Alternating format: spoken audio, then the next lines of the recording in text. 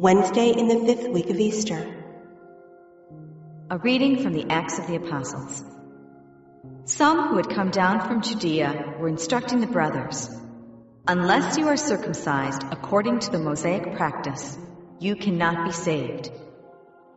Because there arose no little dissension and debate by Paul and Barnabas with them, it was decided that Paul, Barnabas, and some of the others should go up to Jerusalem to the apostles and presbyters about this question. They were sent on their journey by the church and passed through Phoenicia and Samaria, telling of the conversion of the Gentiles, and brought great joy to all the brethren. When they arrived in Jerusalem, they were welcomed by the church, as well as by the apostles and the presbyters, and they reported what God had done with them. But some from the party of the Pharisees who had become believers stood up and said, "It is necessary to circumcise them and direct them to observe the Mosaic law." The apostles and the presbyters met together to see about this matter. The word of the Lord. The responsorial psalm. The response is, "Let us go rejoicing to the house of the Lord. I rejoice because they said to me, 'We will go up to the house of the Lord.' And now we have set foot within your gates, O Jerusalem. Let us go rejoicing to the house of the Lord. Jerusalem built as a city with a compact unity. To it the tribes go up, the tribes of the Lord. Let us go rejoicing to the house of the Lord. According to the decree for Israel, to give thanks to the name of the Lord. In it are set up judgment seats, seats for the house of David. Let us go rejoicing to the house of the Lord." A reading from the Holy Gospel according to John. Jesus said to his disciples, "I am the true vine, and my Father is the vine grower. He takes away every branch in me that does not bear fruit, and every one that does he prunes so that it will bear more fruit.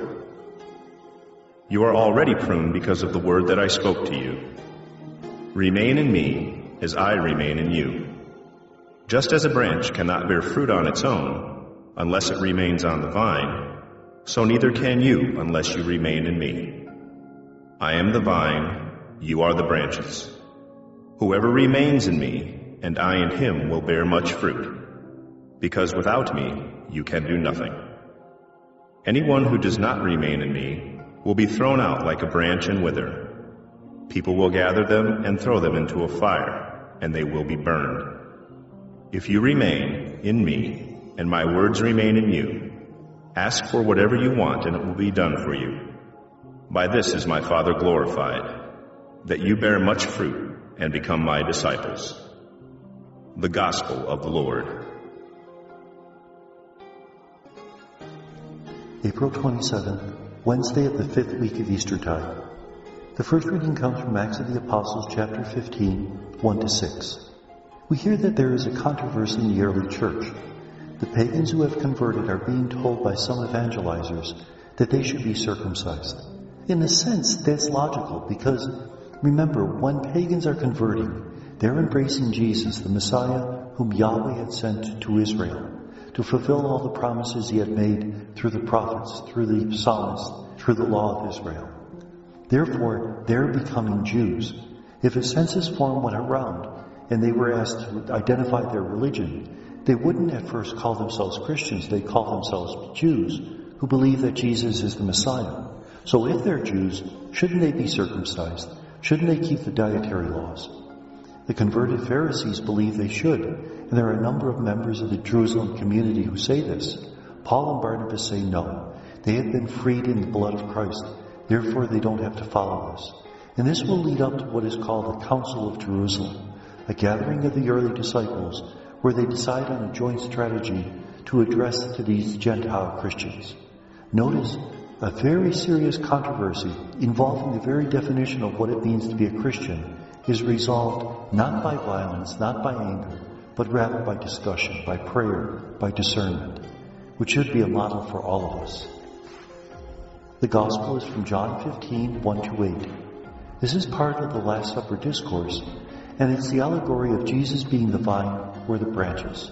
If the branches are attached to the vine, they produce fruit, but if they're not attached, they'll dry up, they'll wither, and be thrown into the fire. Likewise, it's with us, that in order to have vitality, in order to have a life that's filled with meaning, Jesus has to be part of it. He has to be the very source of who we are.